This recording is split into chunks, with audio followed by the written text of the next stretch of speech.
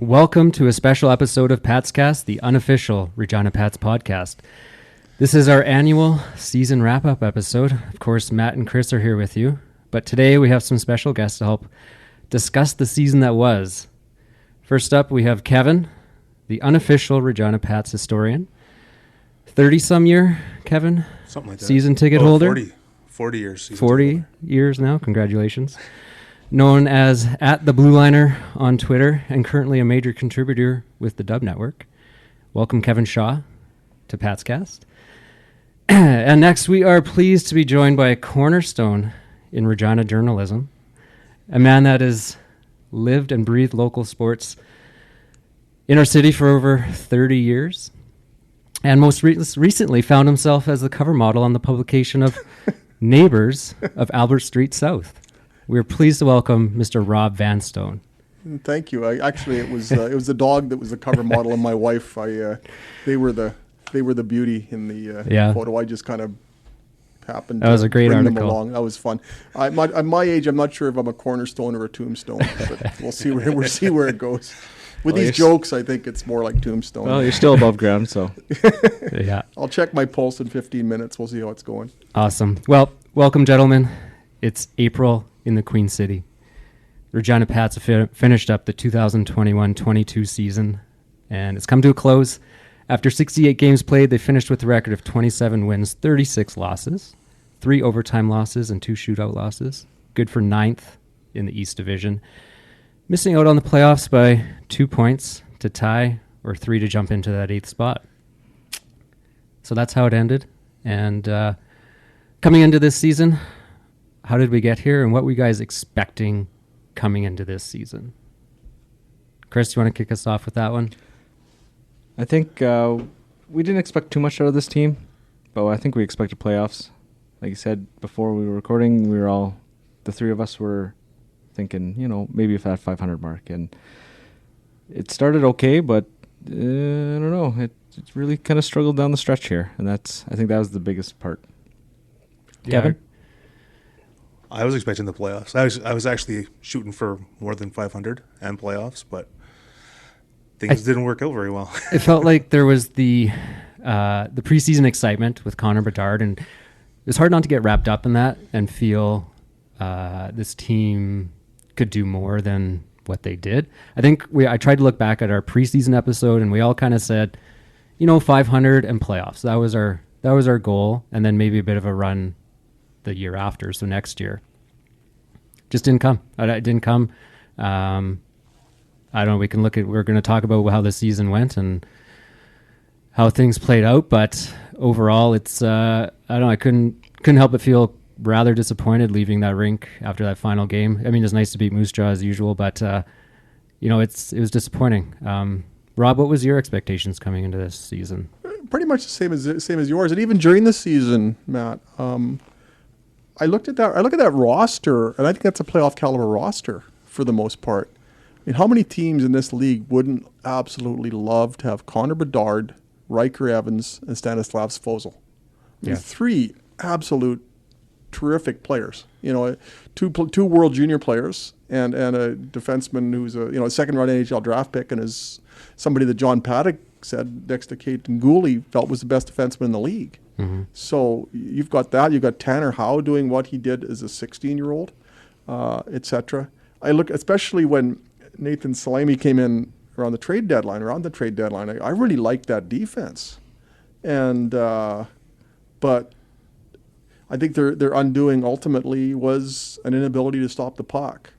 And Matthew Keeper battled injuries. I think he battled fatigue. He's a smaller goalie, and they leaned on him a lot. And the more he played, it was kind of diminishing returns, and then eventually he just wasn't playing. But if you look at his record, there were more wins than losses. If you look at Kelton Pine, there were more wins than losses, albeit a small sample size. Yeah. But you look at the Drew Sim numbers, and they are ghastly. I don't want to pin it all on Drew Sim, because there were some games where he played well and just did not get support. But the overall save percentage, Kelton Pine accepted. You look at the save percentage, and I'm not sure that save percentage would have been acceptable in the 80s, let alone Again, Kevin would know this because he's got every number before and after every decimal point committed to memory. But that save percentage would have been frowned upon when games were ending in 9-8 scores, and it's certainly frowned upon now, where the benchmark for success is even 900 is insufficient now. And the Pats were so far below 900, you need a telescope to see 900. Mm-hmm. And that, as much as anything, explains it. And they weren't a tough team to play against. They weren't an ornery team to play against. And how many times did you see a team go after Connor Bedard and nobody came to his defense? Or you'd see other teams throwing themselves in front of shots, and how infrequently the Pats were blocking shots. So they just weren't selling out in terms of the way they were playing, and certainly in terms of their attendance. Aside from that, it was a tremendous year. Yeah. And hey, how often are they wrapping up in the second week of April? This is progress, right? yeah. Touche. Usually the end of March. Yeah. Sorry. No, and like you said, Paddock said this D is the best since the Memorial Cup, but I mean that's a pretty low bar to be above. But like you said, it was trouble stopping the puck, but there was so many odd man rushes. It was almost like a team defense. Yeah. Lack of team defense. Like there was so like that one Brandon game. Like how many odd man rushes there? It didn't matter who was in net. They weren't going to stop all those odd man rushes. So the defense. Yeah, you got Evans and Svozil, but they're the offensive guys, and Bateman. He was good out there, but he was only one man kind of lockdown defensive man. So I don't know. I think it's still a little bit more on the defense as well, and obviously a little bit of the goalies.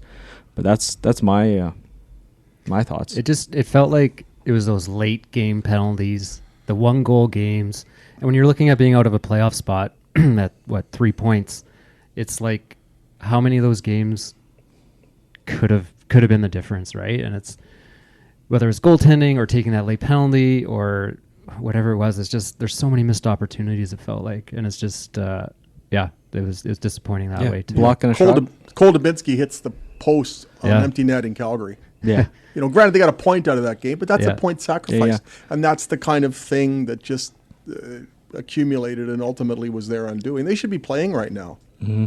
Yeah. Yeah, you look Connor Bedard is. Tanner Howe is. He's Matthew Wood right is, now. for all it's worth. Yeah. But yeah, like a block shot there, you get an empty net, or you get a for sure win instead of 1 point or no points in overtime, or 1 point in overtime, right? Stuff like that. And it's like the Jays, they missed out last year by one game, and that was great.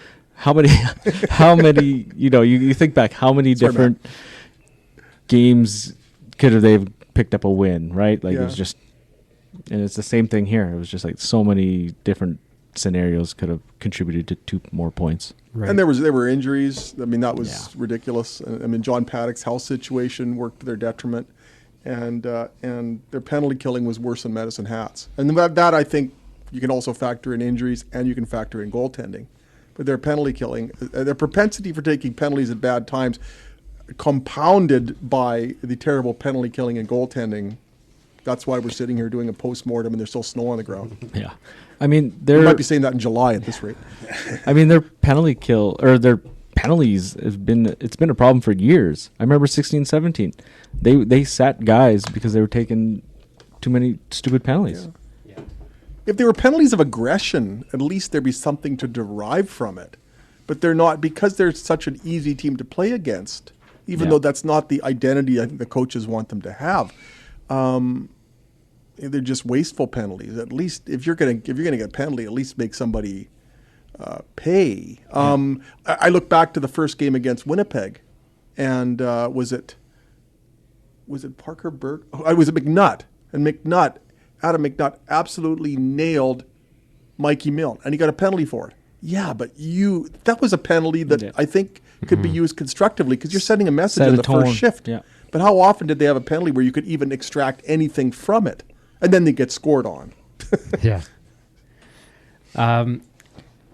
One of the things that we were just talking a little bit about, like the culture identity of this team, it seemed like early on there was some pressure for some wins here, and we saw an early 7-game losing skid here, and one could argue that was started the conversation on the coaching change that we saw.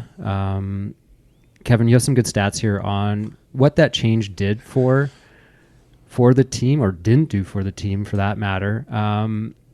It just seemed like there was a short leash for any variance from winning, and when we had that losing skid, it just seemed to.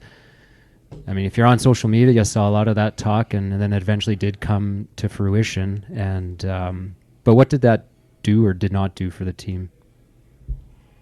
Their team defense really took a hit as things happened. When Strush was coach before he got fired, they were 6-10. Yeah, not terrible, but not great. They scored 49 goals, allowed 57.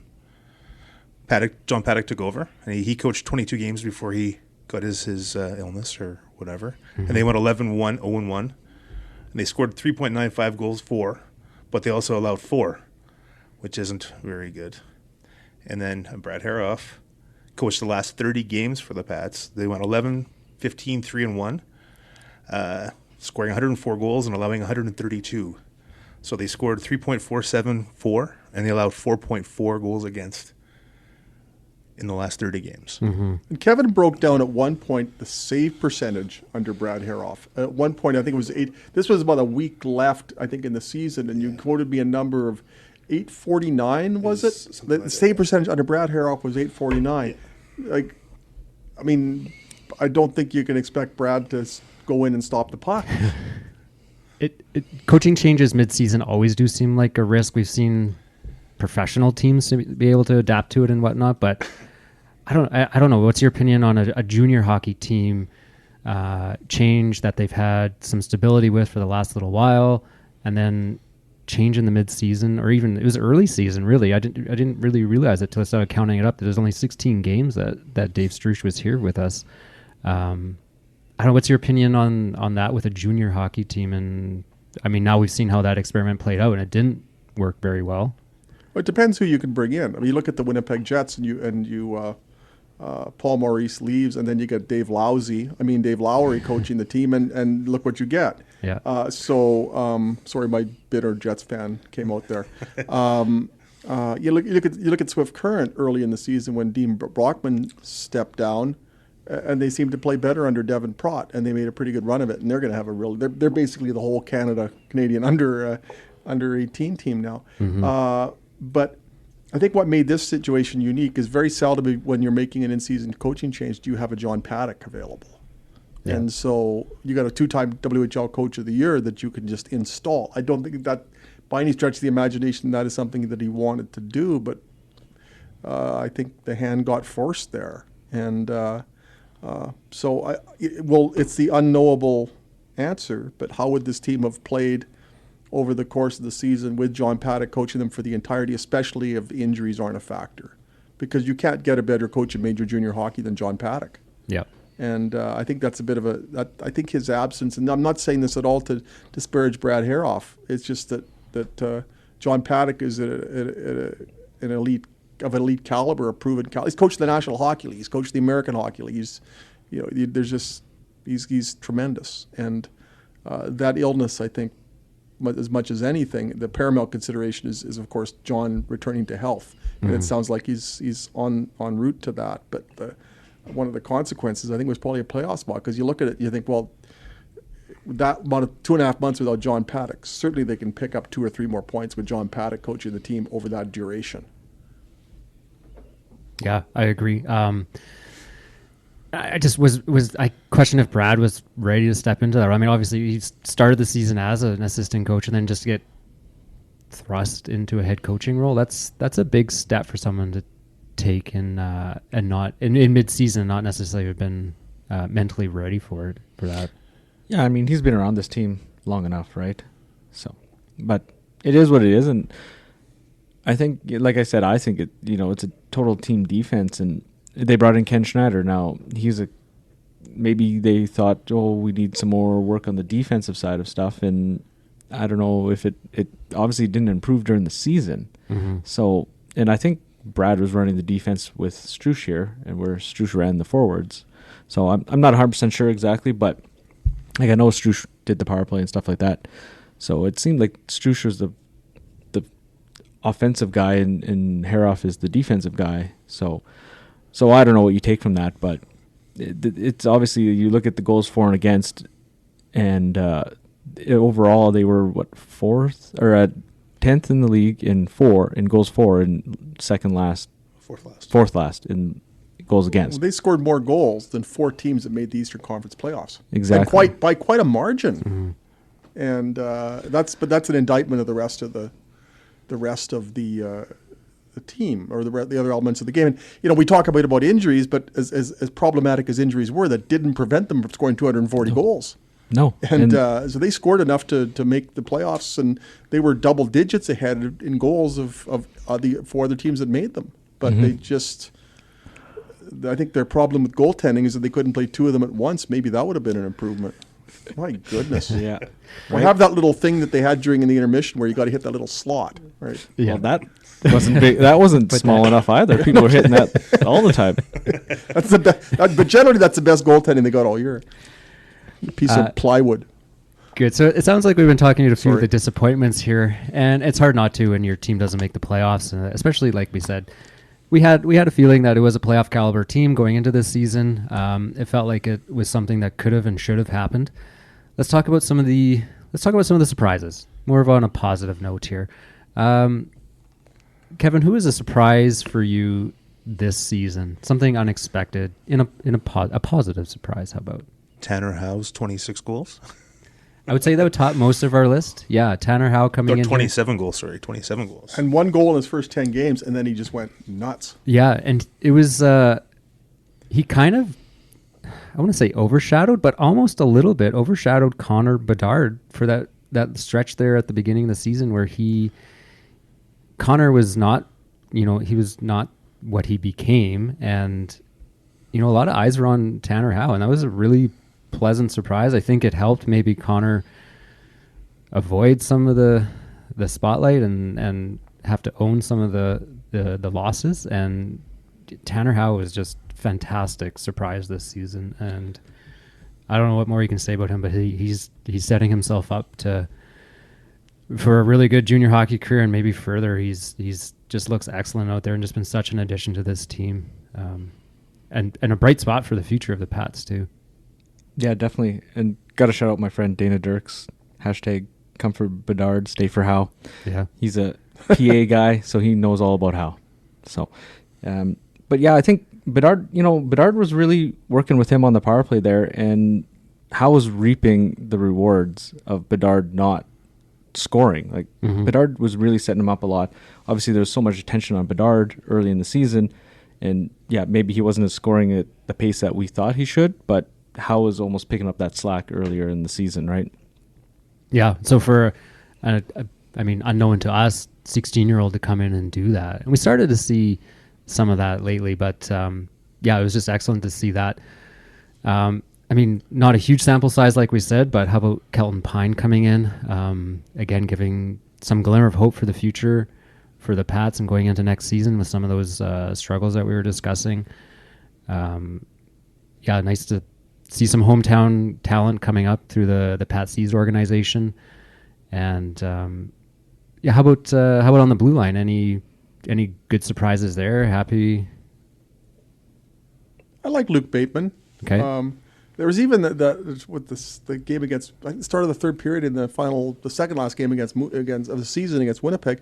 He almost went end to end there, and actually showed a lot more foot speed than you would generally associate with him. He's a 1-goal scorer. So, you have to temper all that with the reality of the numbers tell you quite emphatically. But this is somebody I think is in the conversation to return as a 20-year-old, and I wouldn't have said that at the start of the year. And I still think they probably need a stronger 20-year-old core than they can get from the players who were 19 this year. But Luke Bateman's worked his way into the conversation to play in the Western Hockey League as a 20-year-old. I sure didn't see that at the start of the year. I just thought he was a big body. I have to say, Cole Dubinsky, it's someone that we've got to see when he started a 15-year-old playing those games out there as an energetic young guy, and then got to see him progress through his career. I think we all did maybe hope for a little bit more, but he put up a 20-goal season this year. That's reasonable. happy to see that finally get some scoring. And how many posts and missed opportunities did he have too throughout the season? And that was kind of a bright spot to see. He kind of put it up in the last little bit here. 2 goals in the last game. When we were at that last game, I was hoping, obviously, for Bedard's goals and point totals, but I was kind of hoping Dubinsky would get his hat trick too. That would have been nice to see. I thought he was way more improved this year. It seemed like he's more consistent this year as compared to, in the hub and the year before. But obviously, he's a 19 now, so you kind of expect that. And yeah, I thought he had a really good season this year. I'd call Boreavalis a surprise. This is somebody who really hadn't played high caliber hockey before this year. And he came in and at one point was playing on the top line and ended up having a pretty good season. Braxton Whitehead, I think, is a very underrated player. And it worked his way into some significant minutes by the end of the year. He's easily the best Regina Pat ever to emanate from Alaska. How many have been from Alaska there, Kevin? Have there been any? Kevin, you got to know this. Not How many. about Connecticut? How about No, I don't think there's Upper Volta? Any Pats? No. Sorry. All right, so we're starting to dig into a little bit of the depth and moving on into to next season and thinking about that. The depth is somewhat of a concern when you start looking at the WHL as, it's a 18, 19-year-old driven league. You need a good, solid core in those age groups, especially your 19-year-olds. We can look at the Regina Pats and they don't even have a big core, even to work with right now. When you look into the team moving into next year, where does this stem from, Chris? Like, you can look at the drafts, or what is it? What are you thinking about our 19-year-old core next year? Well, our 20-year-old draft, the Dubinsky draft, was absolutely terrible. So you got Dubinsky out of it, and you got Sam McGinley. Those are the only two to play in the WHL. The rest, there's guys that aren't even playing hockey anymore. So, those drafts were depleted because of the trades, right? And then you look at the 18 draft, which is your 19-year-old core coming up here, and you had 2 picks before the 7th round, and so you're not going to get any talent from 7 on. It's tough to get quality. You can find them. You can find them, but it's find tough. Yeah, you're not getting that a few more guaranteed talent. Yeah. No. So, I know it. Other than that, like you got to find some lucky list pickups, right? Yeah. So it's a tough go. You look at players that didn't show up. 2 are ones that they really tried to recruit and weren't able to. I mean, Ty Smilanic was a high pick, third round pick in 2017. They really put in a big pitch for him. They weren't able to get him. In 2019, their second rounder was Samuel Huck. They didn't get him, and they're still hoping to get their second round pick from 2020, Matthew Wood. That's more unlikely than likely. So, I mean, that's basically a forward line that you weren't able to get. Yeah, like Slamanik, what did he get drafted in the NHL? Like 4th round? Like he was there for them, obviously in the 3rd round in the WHL draft because nobody wanted to take him, with the potential going to NCAA, and they have really kind of fallen in love with the American kids lately, and it hasn't worked out. It burns them. Yeah, it hasn't worked out much at all. And you can really start to get into that deeper discussion of the NCAA versus WHL now too, and how people are making commitments to the NCAA now, and it's becoming more of a viable route. But I think that's a different conversation for a different time. But you get paid to go play down there now, right? And nobody's going to punch you in the face, right? That's something the WHL has got to. They're looking at their. If you're a parent and you're thinking, I can send my kid to Bemidji or Michigan State, and he's not going to get punched in the face.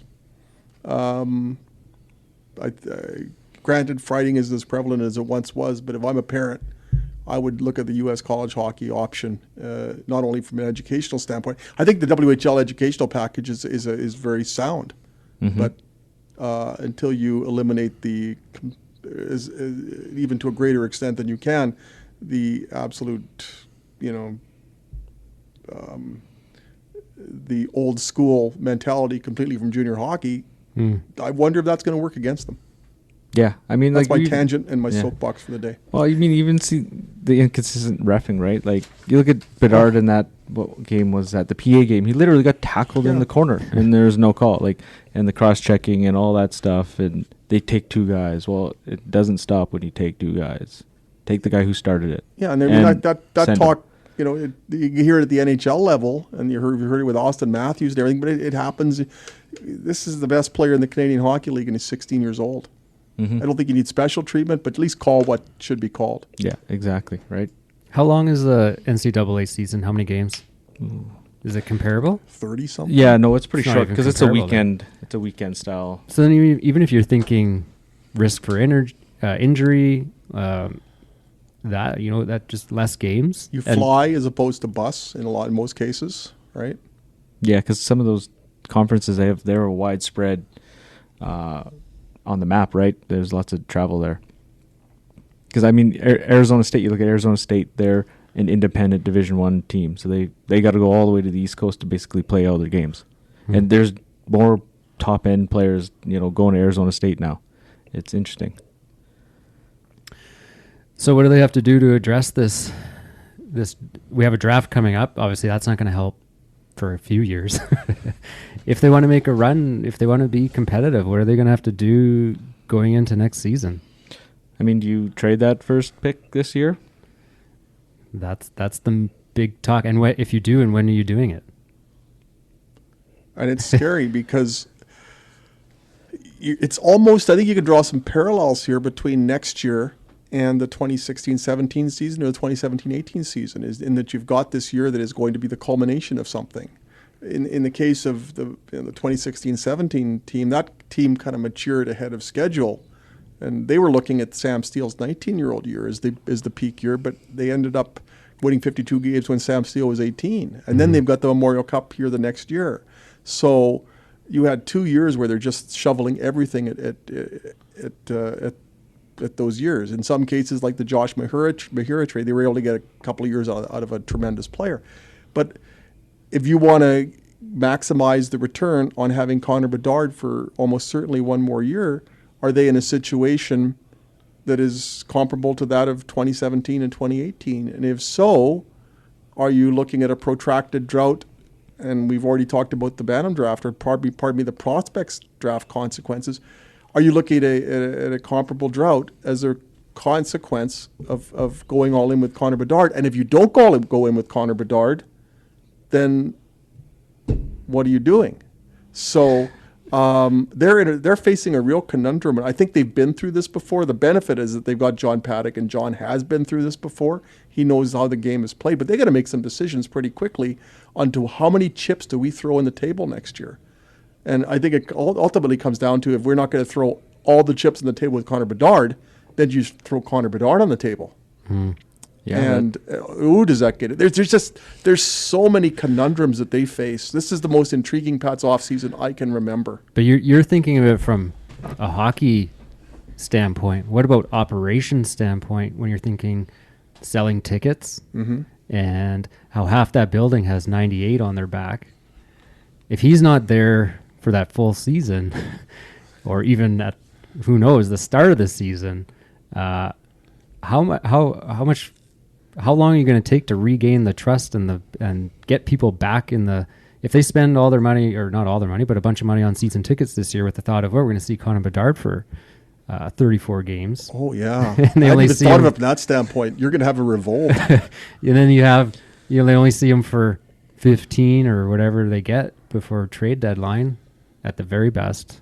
That's I don't know how to solve that You problem. look at the attendance already this year, like it was poor, right? Like even with Bedard. Yeah. And then, there 1,400 on a Saturday night versus Winnipeg. Yeah. Like, Eek. and if there's rumors swirling, the team's not doing good, and is Bedard on the block? Like, you're gonna get nobody. But the draft has got to be, the draft will be a telltale sign of where they're going to go with the entire year, and we've talked about the composition of this team And ordinarily, when you're looking at the culmination of something, you're talking about 19-year-olds. And they, as I referenced earlier, they talked about Sam Steele being 19, et cetera, and they were building toward that. When they made the trade with Morgan Klimchuk and Kyle Burrows and Connor Gay and Dryden Hunt, that was done with Sam Steele's 19-year-old year in mind already. But suddenly, the culmination is Connor Bedard at 17, and their strength is their 16s, 17s, and 18s, and their weaknesses are their 19s and 20s. Uh-huh. So you've almost got to do what I think they did around trade deadline time in 2018 and find 5 players. Yeah, right. Like you need major senior holes. players. Yeah. And what do you have to give up? And now that there's restrictions on how you can of the amount that you can trade players that are drafted but have not yet played for you, I think that shackles them as well. But they've got to basically find 4, 5, 6 players. Mm-hmm. And what are the consequences of that? But if you're not prepared to do that, then I think the discussion becomes, do you then trade Connor Bedard knowing that you've got a nucleus of 16s, 17s, and 18s that you can build around? That's their strength. Ordinarily, they would be thinking 2 or 3 years down the road, but because Connor's going to be done at 17, everything's so out of cycle. It's just so intriguing. It's scary, but it's really fascinating. It's just this.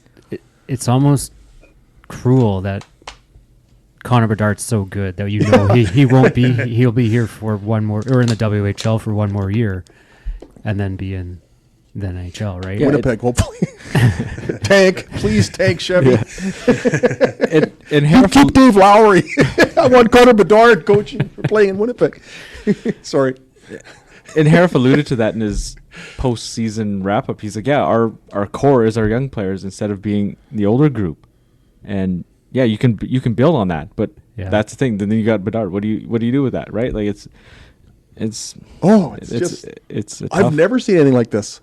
It's just so out of cycle. And like I said, there's only been one exceptional status player to win a league title, right? Because those guys come into their team on a poor team, and you only have 3 years. And now, with the COVID situation, the Pats only had 2 seasons with Bedard, right? Yeah. So that makes it even harder.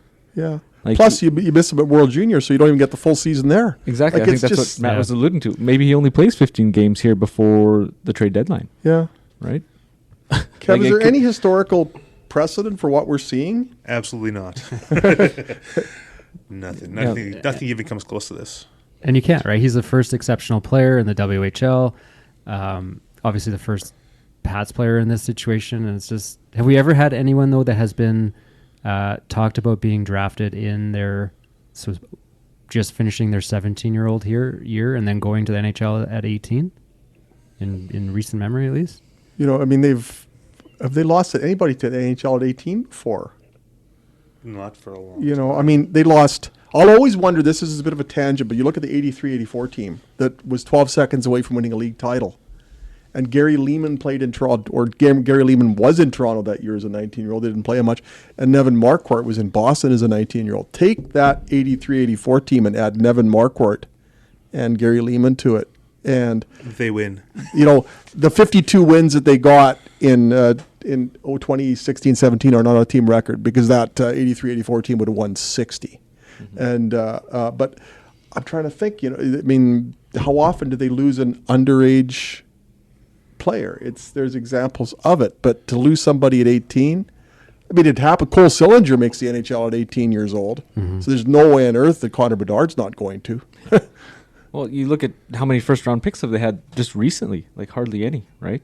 There hasn't been any top-end talent coming out of this organization. The one element that really intrigues me is what do you do with goaltending? Because they've got young goalies that they like. Mm-hmm. I mean, Calton Pine's going to be 17 next year, and I think there was a case to be made for him playing all year here this year as a 16-year-old. But they like Matthew Keeper, who's going to be 18 next year. But there's question marks. But you can probably find a 20-year-old goalie somewhere, and then they've got those 20-year-old vacancies. You can probably find a 20-year-old goalie. But in so doing, are you forestalling the development of young goalies that you actually like? But how much faith can you put in the goaltending? You think you've got something there, but is that a big ask when it's a season that's going to be a culmination of Connor Bedard? Do you need a 19 or a 20-year-old goalie? And if so, are you hampering yourself for the future because I think Kelton Pine and Matthew Keeper can both play. This is a pretty pivotal year for both of them, but can you have absolute faith that they're going to give you what you need next season? That's a real conundrum. And John, I talked to John about that this past week, and I think he's as vexed by it as anybody is. Well, Right. he's going to make that call. And they were willing to ride a 17 this year, and it didn't work out. So is he ready for next year, or do you ride another 17 in Pine next year?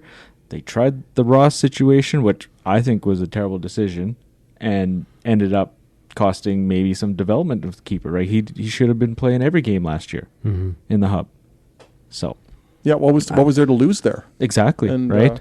And obviously, there's pressure from Philadelphia. There's a pick, and they assume they want Ross to play, and stuff like that. So I don't know. What do you think, Kevin? They need a goalie for sure. I don't know. They need a veteran. They need someone that's able to play some games, to take the load off the kids. I think Keeper is going to be a quality goalie. Pine's going to be awesome, but I don't know. They need to get someone with experience that can stop the puck.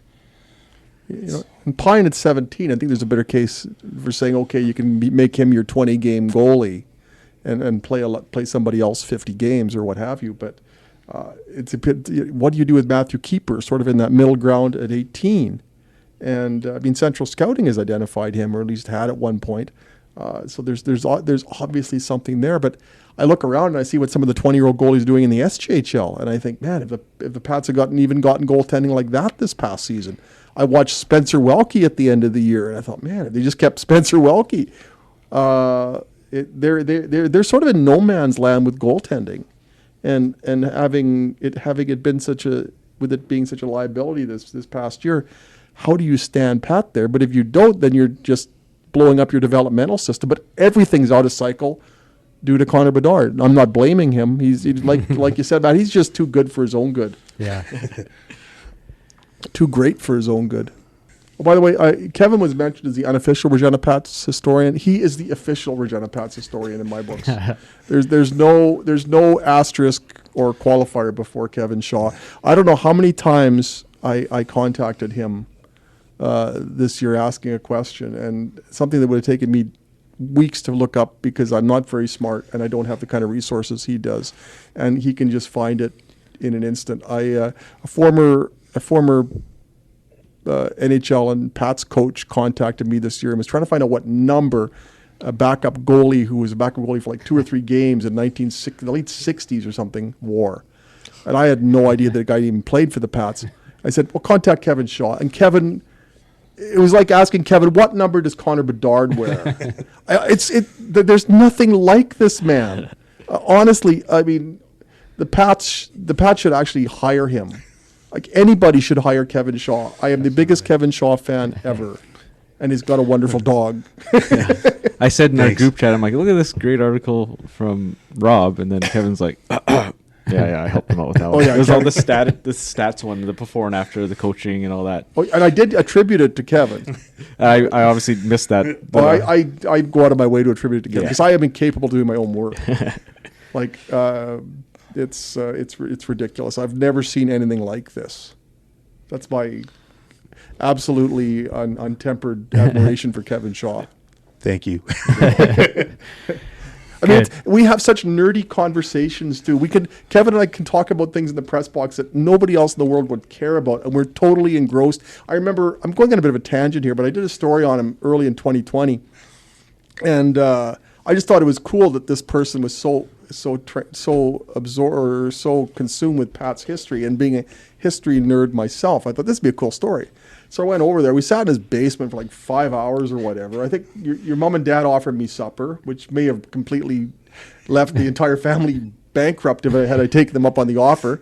And we had a long conversation about, is there an E on the end of Bernie Germain's surname? And just things like that.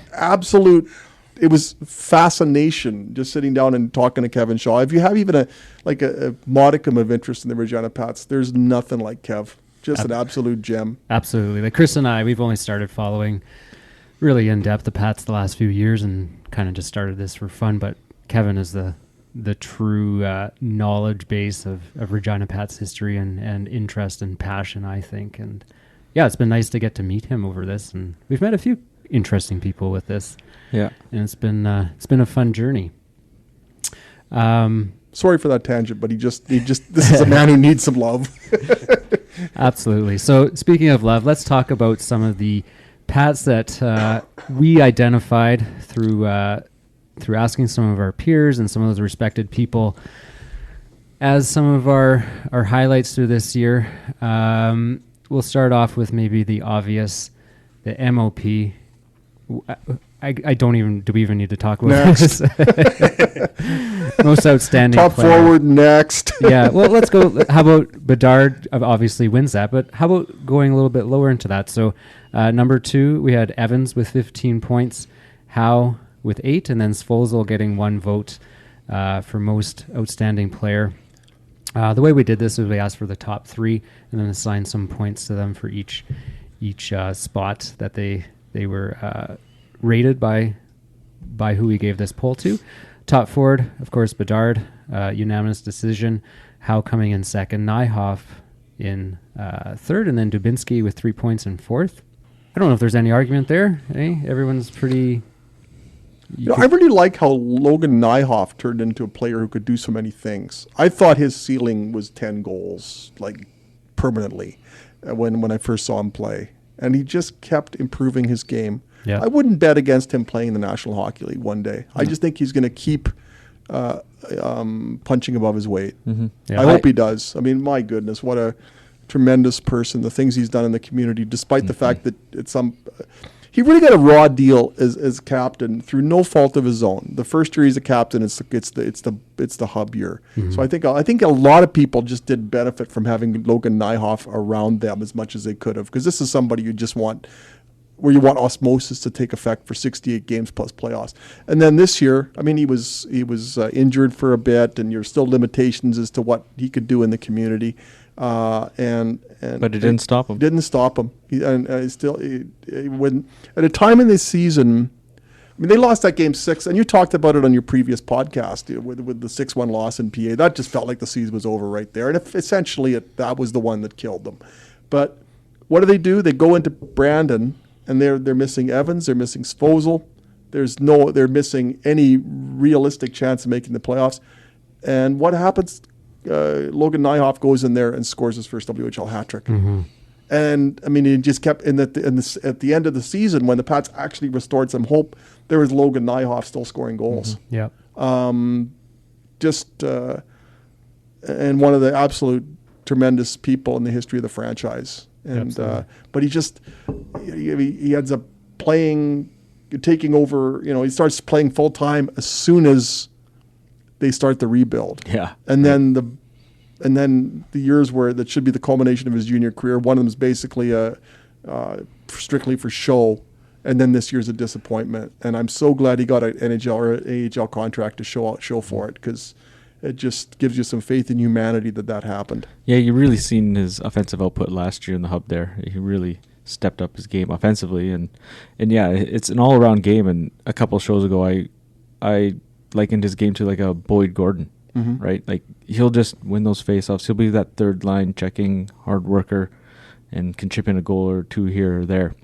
Because I know here everybody was all over Rhett Gordon. Like, this guy's going to be a star. This guy's going to be a star. And then his brother just kind of had that career in the NHL, right? I remember I did a feature on Boyd Gordon once, and I got this angry call, and I think it must have been from a jealous parent who said, "You're only doing this story because he's Rhett Gordon's brother."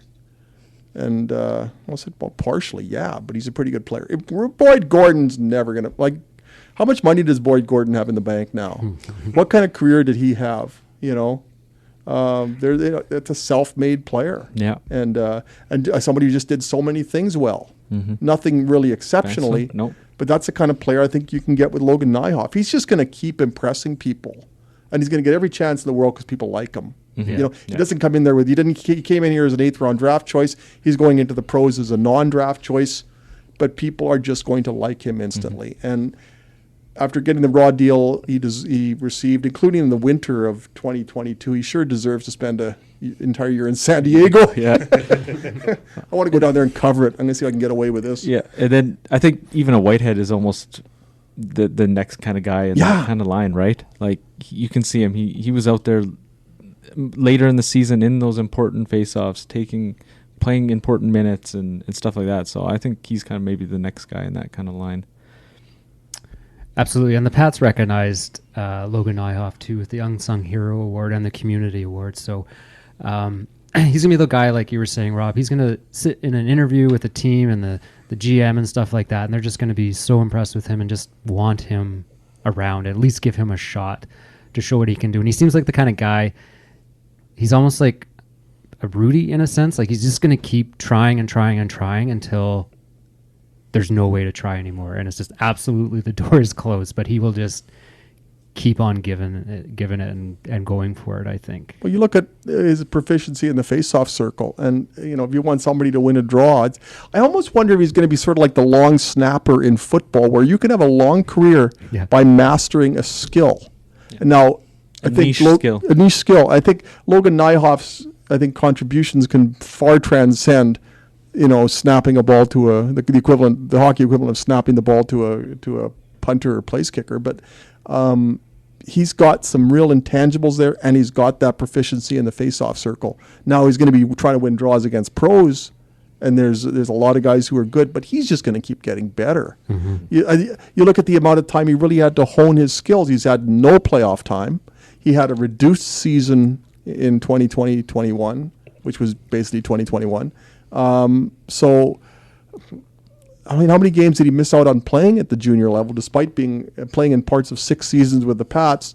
He kind of got jobbed a bit in terms of overall playing time. So once he gets that, he's just going to keep getting better. He's not going to succumb to, I'm playing against pros. I can't win faceoffs against these guys because they're 28 years old. No, he's going to start finding a way to win those draws and start winning 58% at that level. Look how long Mike Sillinger played in the pros, and people liked him because A, he was a good team guy. Not A, that was one of the factors. B, he was so good at face-offs, right? He turned that into a pro career exceeding, or an NHL career exceeding 1,000 games. Mm-hmm. And he could score more than 20 goals. He'd never hurt you on either end of the ice, and everybody loved him, and he never overpriced himself. And Logan Nyhoff, I'm not saying he's going to play 1,000 games in the NHL, but I wouldn't be surprised if he plays 1,000 games of pro hockey, should he so choose. If he doesn't, he'll be successful in whatever he does. Yeah. So that's my. I'm after Kevin Shaw. I also had to be effusive about Logan Nyhoff. Sorry for neglecting the other hosts of the podcast. Yeah. You're also very nice people. No. although Matt's wearing a Blue Jays hat, we must fight. Chris has got one too. Jays hat too. That's just the 2-on-1. Sorry. So I've ruined this podcast. That's fine. Not at all. Moving from the top forward to the top defenseman, Evans with the unanimous decision. The other defensemen identified as top Ds, Svozil, Luke Bateman, Nathan Slamey, and Leighton Feist coming in with a couple votes. Svozil, there was lots of talk about him coming in. Offensive guy. Not that he struggled, but obviously it's a tough situation coming over here as a 17-year-old, and you really see his game take off in the second half. Remember, we talked to him after he scored his first goal, and he just talked about the difference, getting used to the WHL pace and the league, and getting that first goal. But how many assists did he end up with, Kevin, and points? His season was, I don't want to say quietly because he was good, but it was kind of quiet. It was quiet. It changed a lot over too. Because remember, when we first saw him playing, he was trying to be that offensive player, and he was doing that kind of spin move, and I was like, I don't know, man, that's not working out very well. His defense was suspect at the start. And he either responded to coaching very well and listened to what was being told, or he did it on himself organically. I'm not sure, because he maybe wasn't happy with some of his results, but his season changed so much, and he became a really good defenseman with an offensive streak. And it felt like when the season started, he wanted to be a goal scorer first. So he was really fun to watch over this year too, I think. Kevin, do you have those? I take back everything I said about Kevin Shaw. He's a liability. Busy watching the game there. Supposedly had 10 goals and 41 points, 59 games. Yeah. So 41 points, 59 games. That's 3/4 of a point a game. So what does that project to for next year? now that he's comfortable with the league, and I he's think going he's to a be goal the or a guy on defense. Point a game, Point a right? game, At yeah. least. Easily. Yeah, he'll just slide Evans- into that Evans role. Evans numbers. Yeah, Totally. right. That's another factor we got to talk about too. Is I hate to derail it, but they played most of the year with one European. Yeah. You know, I mean, so they're automatically got a hand tied behind their back. There, there's no way they don't max out on the Europeans this year. Yeah, that's the thing. They got two they've got two picked, and both of them are fairly high skilled guys. So, if they can get one over here, that's another kind of wild card. Absolutely. And it's always it's been tougher with the last few years with the travel restriction and all that stuff. People just maybe not as willing to come over and deal with CHL or WHL canceling games and stuff like that. So And hopefully moving out of that concern now. Yeah, and they had good luck with the imports. It was until what's his name didn't report. Gushin. Yeah. Yeah. And he was good, but he obviously wanted to go to the OHL. Yeah. So He's with what, Niagara? Niagara. Yeah, they finished last. So Too bad. yeah. Yeah, Niagara Falls in the standings. Okay, moving on to the most improved. We talked a little bit about this already, but tie for first actually between Whitehead and Tanner Howe. Next up was Dubinsky and Feist. Svozil up there. Was this question more improved from I guess it was throughout the just- season? Just whatever you felt like. However you interpret it. Yeah. Parker Berg on there, Cole Carrier, and then a tie for Rowan, Nyhoff, Vallis, and Bedard. I mean, you could argue Bedard's season started off kind of slow and he improved quite a bit over the season, but let's look at Whitehead and how they're. I thought Whitehead was the most improved from the start of the season to the end. We've talked a little bit about it already, but just earning that he came in as third, fourth line player. Then he's playing up top minutes with Howe and Bedard, and he's just a gritty, good young player. And I think he's gonna. I think I like how you said a little bit like a Nyhoff, right? Just good, hardworking player. Yeah, I don't know I what could see him wearing a letter at some point too, right? Like he's just seems like that kind of guy. I don't know what in a Blue Jays hat. Sorry. I don't know what his offensive ceiling is, but I don't think it's going to be too high. But I think, like you said, it's an overall game with his game. And his academic average was 97.1. Yeah. Like what went wrong with the 2.9? There should be an investigation. How do you? Don't you? That's not happened. That's what's wrong with the Pats this year. They had a player with at 97.1, but they couldn't get a goalie with their save percentage was 10 points lower. Right? They should have put him. If they could put his average in net. Yeah. Right. Just put his marks in front of the crease. I'm sorry. I'm making no sense whatsoever. Anyone else on that list you wanna talk about? How about Like I said, Dubinsky, I thought his game progressed this year, and he was I just think so. more consistent, especially in the back half. Yeah. Kevin, any thoughts there? I agree. Oh, you're a yes man now. I am. Right on. I am. No, I've basically been a turncoat. I'm just going to give Kevin a rough time the remainder of the podcast, and there'll be lawsuits. All right, going into the most improved, we have most underrated. We have Whitehead, Bateman, Vallis, Nyhoff, Evans, and Armstrong, and then tied for sixth, Salami, Carrier, Berg, and Michaels. I like Vallis on this list. Just a guy that came in, didn't really know a lot about him. He came from the States, and just he had a really good season. Some of his playing, he started off kind of high up on the playing with Bedard and up on that first line, and they had some good chemistry. Yeah, and Paddock alluded to that. Like he was playing AAA in Colorado, and he's like, this is not Sask AAA. Like this is a lower level, and he comes into the WHL and it was producing. And I think that injury maybe, and then he dropped down the depth chart after that injury. That kind of maybe where he was struggling, not playing with Bedard, because obviously you're going to put up some numbers playing with Bedard either way. But he's going to be, I think, a pretty good contributor next season. Mm-hmm. Build a case for Bateman for being on this list at number 2. I mean, he doesn't get much love at all. Okay.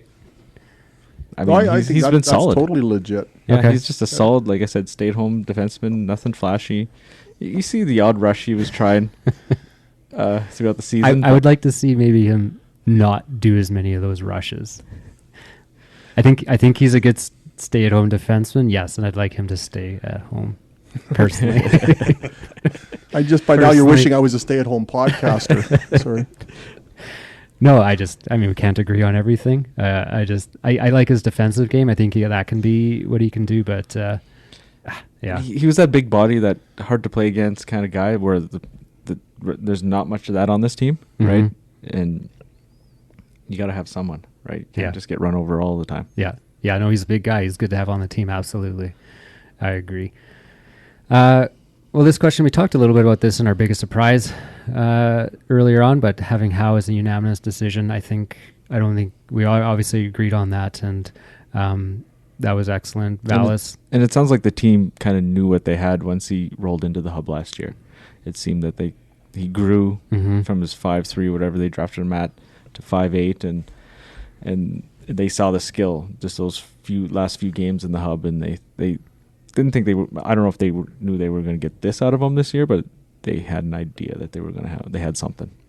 So my question is he a chip that you put on the table for next year and get some? If you want to make a run with Bedard and you want to keep him here, is that someone that you put out there? Because he should bring a bit, right? He's a good young player. Could you get some of those pieces you were talking about with those older 19s, players? Yeah. Ooh, that's a big price. I know, but what else? There's only so much you can do with with prospects draft capital now. Yeah. You can trade these unsigned guys, but you can't trade any signed guys that are under 17, right? So I threw it out earlier. Like you drafted those Twins, do not sign them, and that's your trade chip for this year. But they signed them, so they can't trade them. Anyway, I don't want to start rooting the team, but we got to look at the chips you have and the assets, and it'd be off. He'd be top of the list on this team. Yeah. Anyway, any other surprises you want to talk about there? We have Pine, Svozil, Berg. I think Pine would have been higher if maybe all these bouts went out after the season. Because some of these were done before his kind of little stretch at the end here. Yeah. So, but obviously, he's a listed guy, right? Not even a drafted guy. And he impressed at camp, right? So, and they signed him then. So they saw it right away.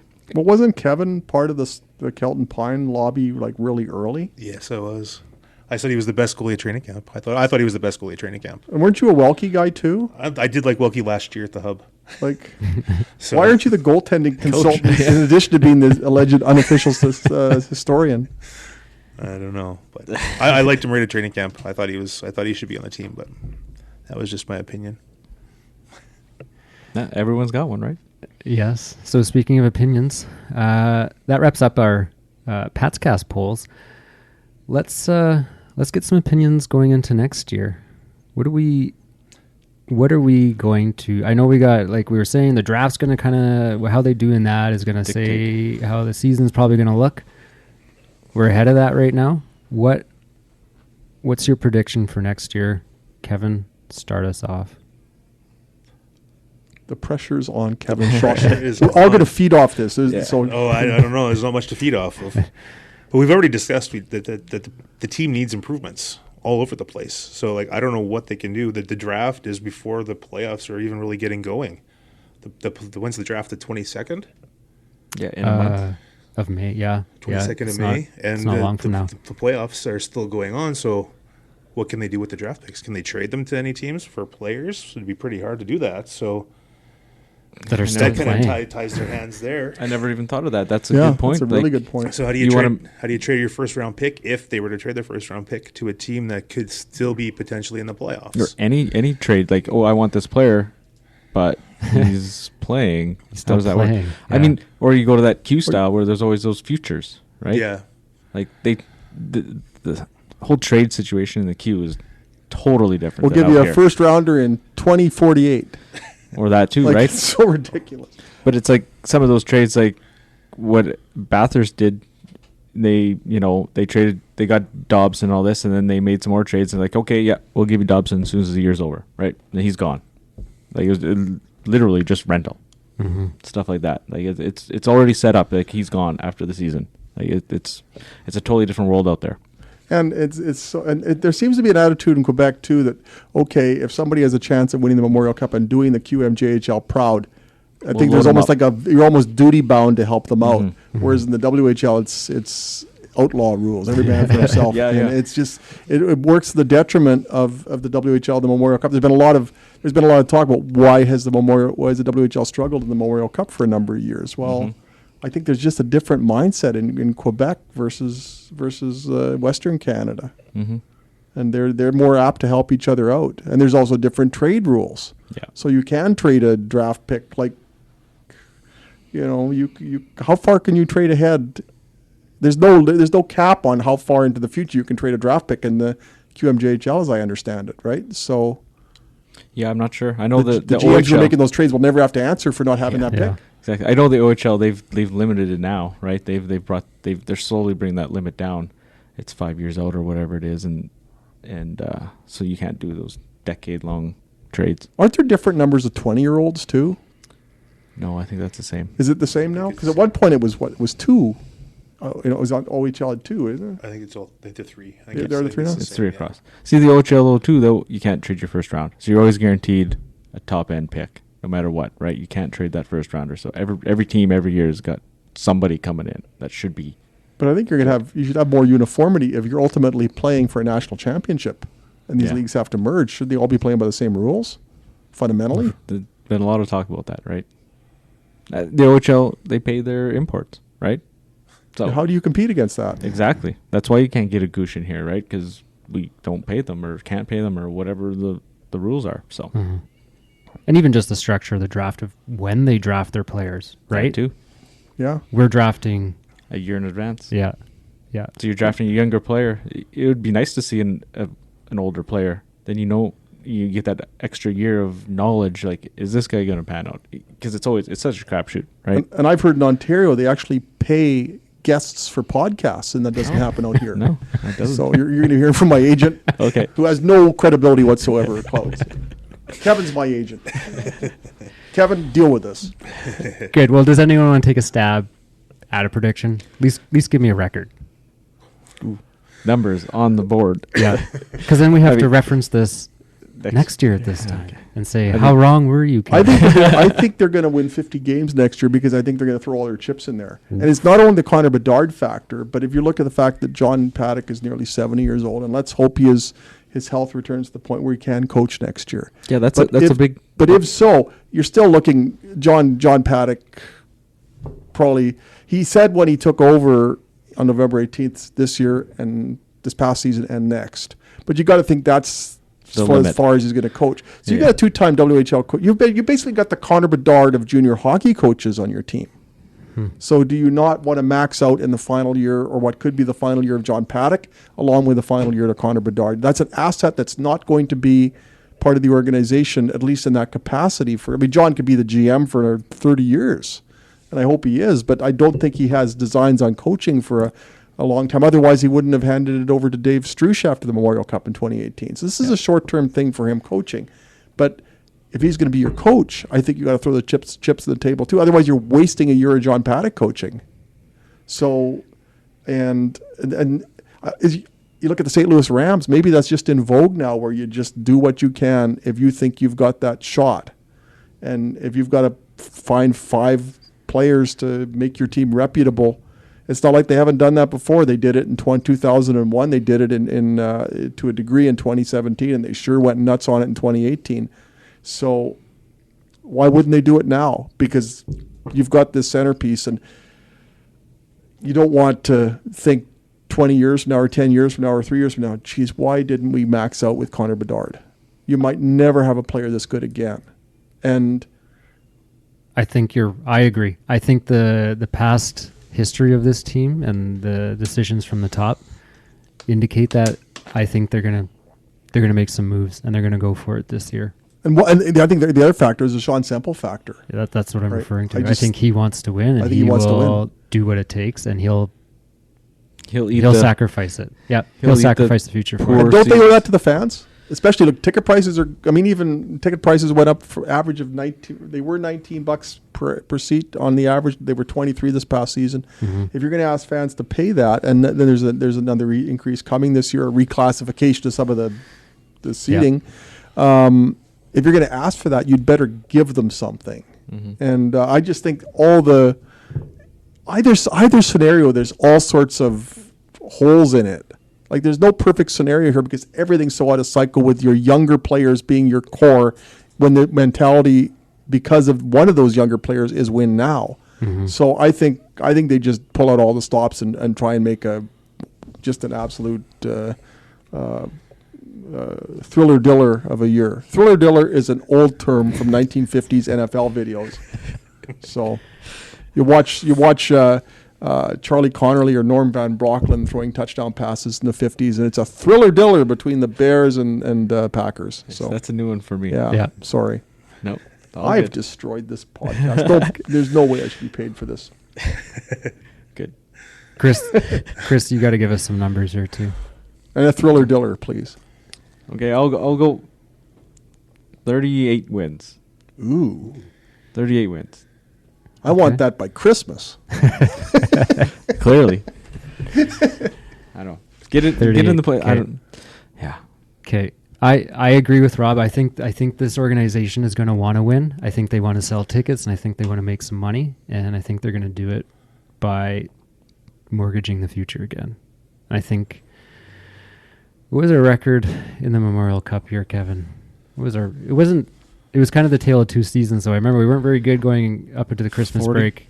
Somewhere around that 40 mark. 41. Sort of the same as 2021. They won 2001, I think they won 40 games that year. Okay. I'm going to say around 40, 44. I'm thinking 42. 42? That's what I'm thinking. Yeah, the I season's a want little 50. short. I'm hoping for. We're all hoping 50, for Rob's. But That'd be a thriller diller. I'll throw the thriller dealer out, and I'll go with 42 wins. Okay, gentlemen. I think we've utilized enough of your time. We're at about that hour mark, and any final thoughts you wanna give us, anyone? I just like to extend my best to John Paddock. I know it's been a rough go for him, and this is someone who's just so respected throughout hockey circles, and it's easy to focus on the team and all the positives and negatives, and that's the obvious line of discussion here. But I think more than what I want to see more than anything is a 100% John Paddock, and so I'd like to extend my best to him. I know it's that should be the paramount consideration, is that he's gets over this illness, and it sounds like things sounds like he's getting better, and let's just hope that continues, and maybe.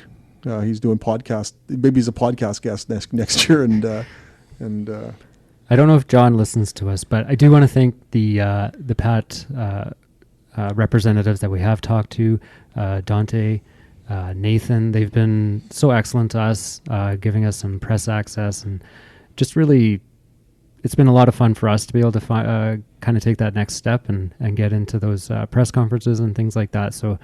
Thank you to the organization for that access, and thank you to Rob and Kevin for joining us for this episode, and thanks for Kia for hosting us. And where's my new car? Yeah. I don't need payment. I just need it. I'm driving a 2010 Cobalt. I got to leave here with something. Well, there isn't much out there, so. And somebody opened their door. My wife was at the grocery store the other day, and it was like one of those days where it was 65 kilometer-an-hour winds. Somebody opened their door, and it bashed into one of our. So I've got a car that's got a real harmed door here. So if I can leave Kia with some swag, I would love that. There's a pen there for you. Okay, and thanks. Yeah, it's a tool of the trade for me. I'll take it. Yeah. And thanks to all the listeners. I hope you have a thriller diller of a summer, and we will see you guys at the rink next season. All right. Good night, folks. Good night.